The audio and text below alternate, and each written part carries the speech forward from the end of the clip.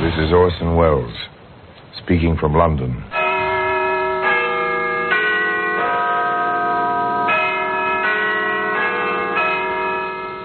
The Black Museum.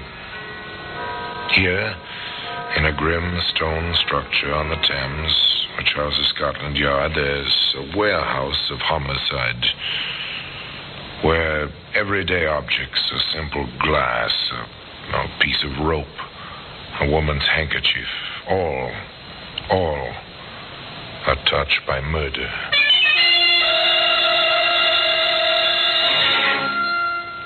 You take this iron bar. It's a familiar object. The handle of a jack. If you own a car, you have a jack handle. Maybe you've used it, but never, I trust, like this. Gracie, quick, give me the jack handle. Here, let me go. What do you want? No, don't hit me. Don't.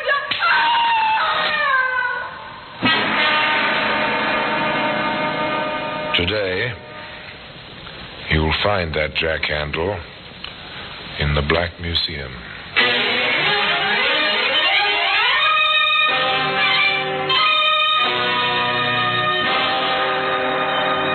From the annals of the Criminal Investigation Department of the London Police, we bring you the dramatic stories of the crimes recorded by the objects in Scotland Yard's Gallery of Death, the Black Museum.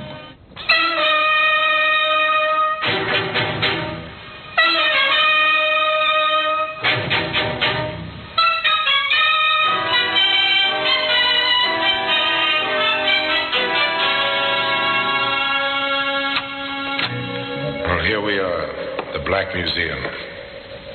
A few yards from here, the Thames laps at the riverside of Scotland Yard. But you never know it in here. Not in this long, dim, stone-arched room.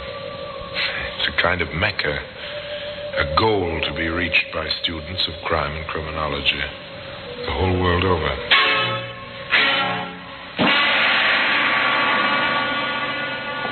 Yes, here in this room lies death and the mementos and souvenirs of death on these shelves, in these cabinets, under this well-dusted glass. The weapons, the key clues of every homicide in which Scotland Yard has taken part for almost 100 years. Now here, in this case, the small white box. It's from Edinburgh. This death was in this box. Death by poison. The death of a too importunate lover. Now, this tiny pistol, it's oiled, it's in working order. A Derringer, it's called. The killer wore it up his sleeve. And one morning at 8 o'clock, in the British tradition, the trap was sprung. The killer walked on thin air. The executioner received the customary £10. Now, here's something more familiar, a jack handle. It's intriguing. Once, according to the case book, yes, that's the story, a tale which begins innocently enough when London lived in the blackout, and many American men found their after-dark amusement in tiny, hole-in-the-wall cafes. Think of me always, though we're far apart. Keep a tender memory within. Well, look around. Small tables crowded together, not much light. Pretty stuffy. The blackout curtains, the double blackout door don't help the ventilation much. The girl singing is pretty in a tawdry sort of way, provocative in the manner of a cheap pin-up, but the two young men in the American uniforms don't seem to mind. How's about it, Tom? Not bad for a dive? Not too bad. Five'll get you 10, it's out of bounds. Yeah, not yet, son. Just opened. The MPs haven't cased the joint yet. Oh, good deal. Oh, nothing to worry about, kid. Well, who's worried? What can they do, 6 months in the stockade, maybe? That's okay with me. Apparently, at least one of these gentlemen is over the hill. Now, their interest has shifted, and quite naturally, of course. You think she has to sing for a living? It can't be much of a living. She's not too bad. Maybe she dates. You wouldn't know what to do about it if she does. Says who? Says me. What were you stateside, anyway? A parson's son or a school teacher? I worked in a bank. So what? I got along. I did all right. Hiding in the army? Hiding in the... Oh, maybe. Could be. I get it. Still water runs deep and all that stuff. Now, look, Teddy. What you don't know won't hurt you, see? Does that apply to Gracie? Gracie? You mean the babe? Well, who else? Grace Harwell, the London thrush, who don't sing half as good as she looks. You know her? Well, I met her a couple of times. You want to knock down? Well, why not? Now?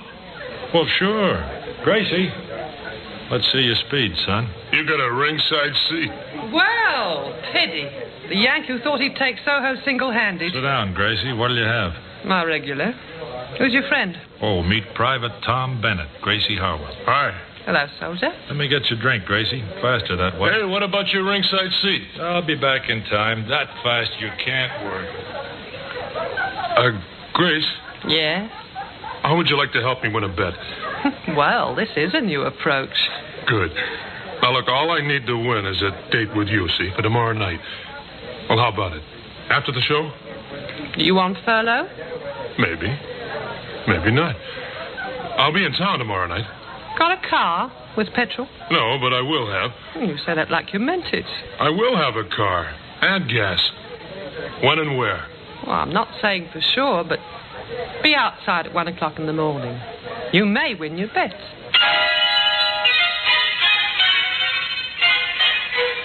So they met. That was the beginning. Next morning, Tom was at the appointed place, complete with jeep and fuel. Hi, Gracie. Hello, soldier. Come on, climb aboard. Where'd you get it? Let's say I borrowed it. Shall we go? Why not? A boy, a girl, a jeep. In the London blackout without benefit of cherry planes and bombs. A time to relax, to make an impression on the girl. The former bank clerk made his play to the girl who sang club dates on the seamy side of London. It's too bad. No moon tonight. The moon means bombers. At this point, that's not too bad. Well, that's silly. Oh, look, bombers mean there's a war on. No war, I wouldn't be here. Well, what's good about that, being here? I could itemize. One, I met you. Let's leave it at that. You start early. That's the States. Don't waste time. You didn't waste time borrowing the Jeep. What's one Jeep, more or less? I worked in the carpool. I know my way around. You must. You went back to get the car. What are you getting at, sister? The car? It's out without a pass. So are you. Smart girl. I know my way around. Want to sell the Jeep? I know a fellow will give you a good price. No, I need it. What for? Business. What kind of... Look out! That bike! Gee, thanks. Oh, That's no place for a bike this time of night. Nor the girl on it. what kind of business? I have a small problem. Being out without a pass, I don't get paid. Oh. Money's necessary even in wartime. I had my ways back in L.A., Los Angeles to you. But I need a car. You got it, Gracie? Now, if you'd like a small demonstration, we can begin. You know, a man boasts to a girl and decides to make good the boast. This very modern variation on that theme consisted of stopping the Jeep at the side of the road, cutting the engine, waiting. Half amused, half interested, the girl sat quietly as the soldier climbed out of the car and stationed himself in the shadows. Along the road came the bicycle, the girl on it pedaling swiftly, her thoughts 1,000 miles away. She drew alongside the parked, half-hidden Jeep. Okay, sister, I'll take that bike. Hey, what's the idea? I'm going to get home. I want that bike, do you hear? I won't give it. Shut up. You want one across the mouth? Oh, no. You leave me alone. You leave me alone. You leave me alone. How was that, Gracie? And she left her bag. There ought to be enough left in it for a couple of beers. So that's the way you do it in L.A. Yeah. You're all right, Tommy. Only next time, let's crack it for more than the price of a couple of beers.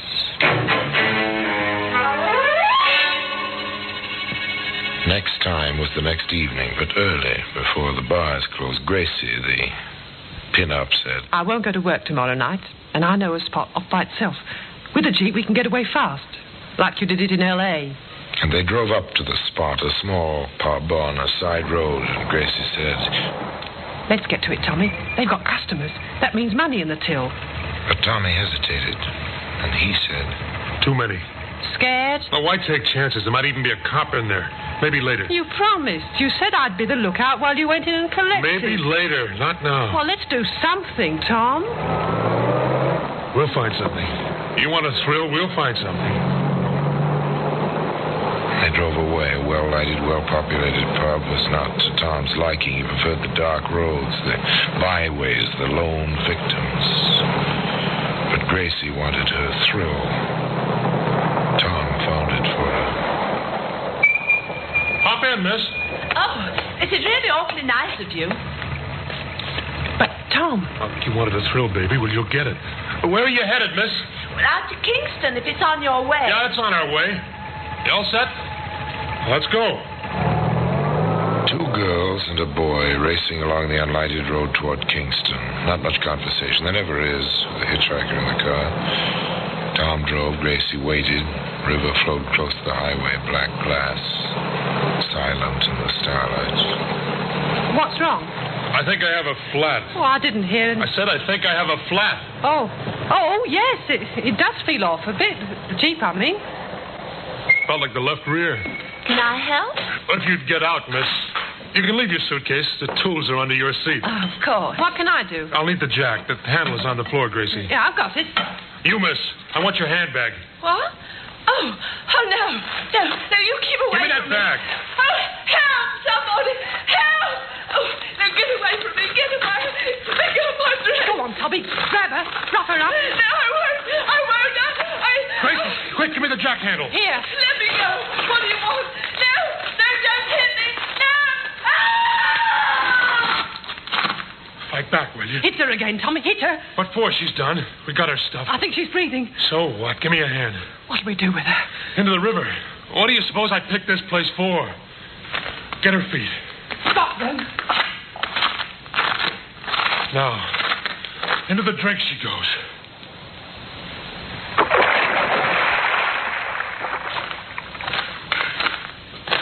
Oh, Tom. Well, did you get a thrill out of that, baby? That's the way we do it in L.A. Knock them over and dump them someplace where they won't be found. Okay, let's get going, Gracie. We got places to go and things to do tonight. Nice, clean fun. The end of that night's work was a jack handle. A jack handle.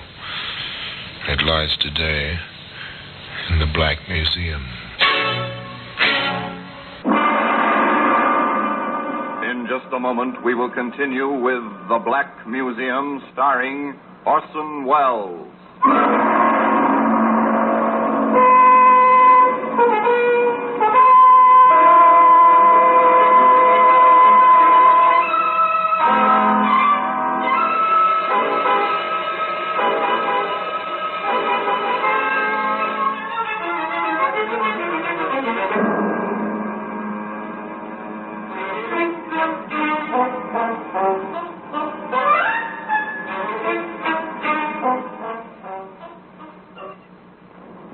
And now we continue with The Black Museum, starring Orson Welles.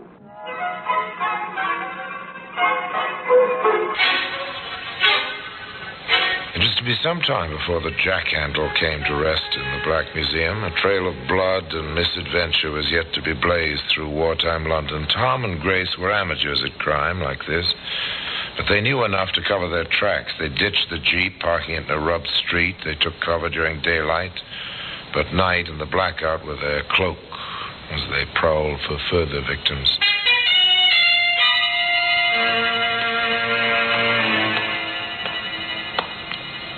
I'm sick of walking. Does my lady want her limousine? I want to ride. Do you hear, Tommy boy? I hear.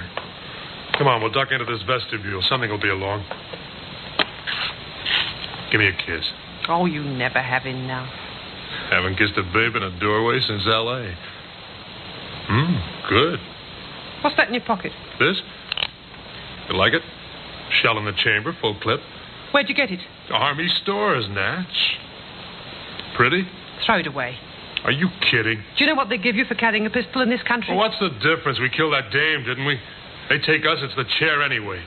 Well, over here, it's the rope. At 8 o'clock in the morning. I'm cold, Tommy. I'm cold. You cold? Maybe you're the warmest thing in London. What's that, a car? Must be. Come on. Throw the pistol away. You want to ride, don't you? Hey, driver, give us a lift. He's stopping for us. Obliging fellow, isn't he? Where to, Yank? Your way, towards Shepherd's Bush. My girl's got kind of tired of walking. This is awfully nice of you. I'm a taxi, you know. Private car with hack license. I'll have to charge you for the ride. Well, we don't mind, do we, honey? We got plenty of money. Hop in. In the back. Private car with hack license. Driver James Carter. Direction east. Through the blackout. The blue, shaded headlights barely glowing in the gloom. After a little distance. Driver, we changed our minds. How much would it cost me to go a little way further? Out as far as Shepherd's Bush. Driver Carter obliged. It was his job. Pick up passengers, deliver them through the blackout wherever they wanted to go for a price. A living of sorts. Driver Carter thought of it as a living. It's plenty deserted out here. The Jerrys did a thorough job out this way. It's near the docks, isn't it? I suppose so. It's a good place. Perfect.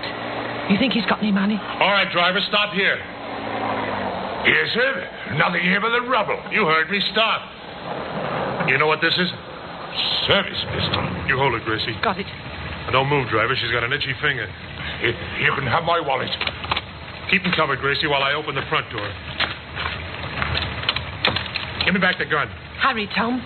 All right, you, driver, get out. On this side. You can have the car, too. Just leave me alone. Gracie, did you ever see the hole a 45 makes in a man? No, Tommy. Never. No, don't! Big enough to put your fist through in the back where it came out. Let's toss him in the rubble. That'll do it. Now we can ride anywhere you want to go. It doesn't take much to kill a man. You pull the trigger. The firing pin strikes the cartridge. The powder explodes. And the bit of lead tears into the man. That's all. Nothing left but a few chemicals, which once were living flesh. A few rags of clothing. Toss it into the rubble. Dust to dust.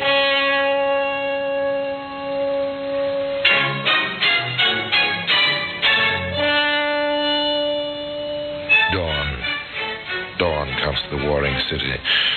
The sun touches the rubble. The sun moves warmly over the cold rubble, over the dead. The night watchers start home. The fire wardens, weary but relieved after a quiet night, take a shortcut toward their breakfasts and a few hours' sleep. Marty, hey, what's that? Body, seems like. This area was cleared out months ago. He's fresh, that one. Let's have a look, shall we? They had their look. It wasn't pleasant. Shot through the chest. Stay here. I'll find a call box. The fire warden placed his call.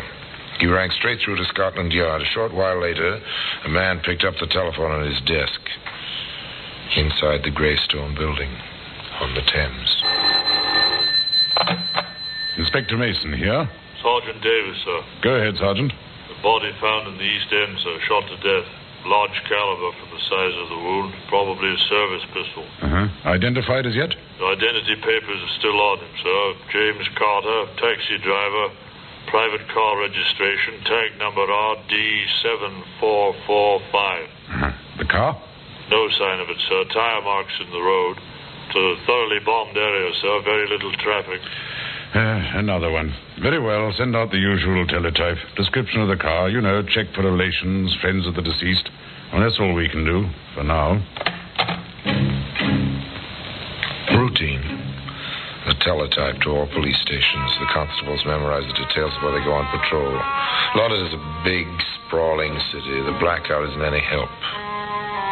That's all for now.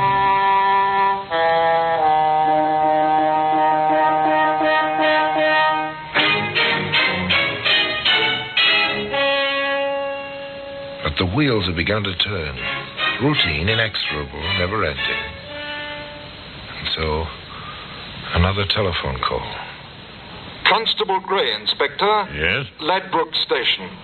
I believe I have the car that was posted this morning. Uh-huh. RD 7445. Black sedan. It's parked in Bush Mews. Yeah? That's a dead end, sir. It's facing out. Oh, very good, Gray. Stand by. We'll be along shortly. A sharp-eyed constable on the blackout the parked car. Routine. Inexorable. Inevitable. Cut your engine, Sergeant. This'll do it. Yes, sir. Usual routine. If there's an attempt to drive out, turn on your headlights. The driver will be blinded. Very good, sir. Gray. Constable Gray. Yes, sir. Inspector Mason, CID. Anything yet? No, sir, not yet. There's a pinhole in the blackout curtain, second-story window of the house behind the car. There was a light up there. Mm-hmm. Nothing now. It went out a moment ago, sir. Right, take post behind the car, Gray. Accost anyone who approaches it. The area's covered. There'll be no escape. Yes, sir. The constable's footsteps fade and stop. Silence. Darkness. The trap is set. They wait. No movement, no sound. Not even the glow of a cigarette. Just darker shadows in the darkness. In the depths of the little mews, a door opens and closes. Footsteps briefly. 2 pairs of footsteps. A car door opens. Then Constable Gray calls out, Don't start the engine there. You're under arrest. Sergeant! Your lights! Tommy, the coppers! They got us boxed. Gray! You won't take me. Hold him, Gray! Got him, son. You got nothing on me. Never mind that. It's my duty to inform you that you're under arrest. You'll be charged with murder. And I warn you that anything you say will be taken down in writing and may be used in evidence. You can't prove anything. Run the rule on him, Constable. Yes, sir. This, sir. Service pistol. Oh, good enough. Take them along. All right, you two. Don't touch me. I'll go along. He made me go with him. He threatened me with a pistol. He made me go along.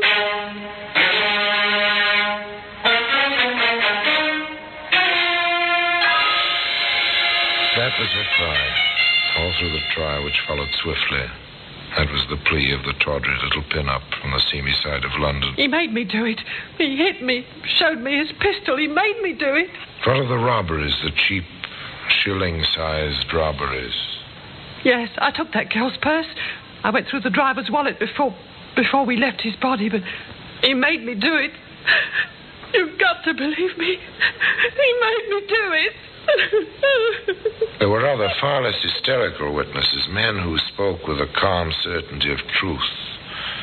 There was the ballistics expert.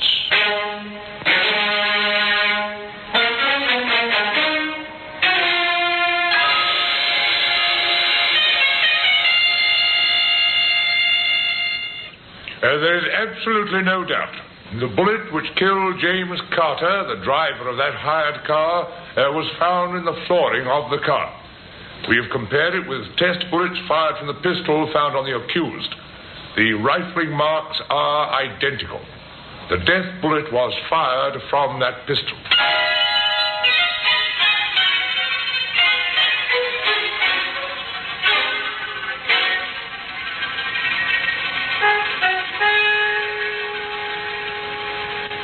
Tom Bennett, accused of murder, wanted for desertion by the United States Army, former bank clerk. He played his role defiantly. I tell you, she's framing me. This whole deal was her idea. You should have seen the bang she got when she watched what was going on. Now she's trying to pass the buck to me. And with customary thoroughness, Scotland Yard turned up a surprise witness. Yes, those are the two. She gave him the jack handle and he hit me with it. They threw me in the river. The lorry driver found me. I know them anywhere. He made me go along. He made me. I'll prove it. I'll show you where we left the Jeep. The jack handle's still in it.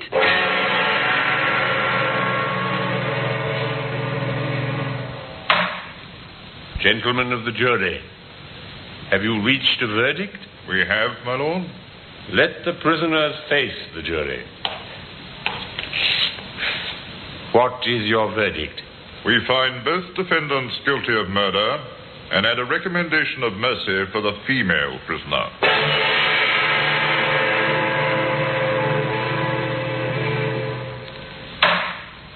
Oh, yes, juries behave somewhat strangely at times. This one was impressed with a plea of compulsion, but not quite enough, it seems, to acquit Grace Harwell. Thus, it came about in due course that the judge pronounced the sentence.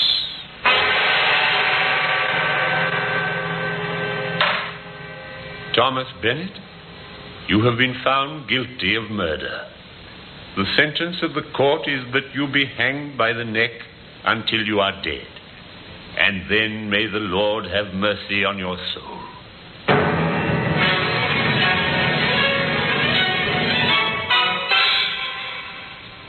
On Grace Harwell, the judge pronounced the same terrible sentence. But the jury's recommendation for mercy led the Home Secretary to commute this to penal servitude for life. A lifetime for Grace Harwell to remember. He made me go along. He made me go along. No jack handle. It lies today in the Black Museum. So much for the story of Grace and Tom. Tom's life ended on the scaffold. The life of Grace Harwell continues in the drab monotony of Holloway Prison. The service pistol, of course, and the jack handle remain in their places, their special places of honor, on a shelf in that curious room which is known in Scotland Yard as the Black Museum. And now, until next time, till we meet again in the same place, and I tell you another story of the Black Museum, I remain, as always, obediently yours.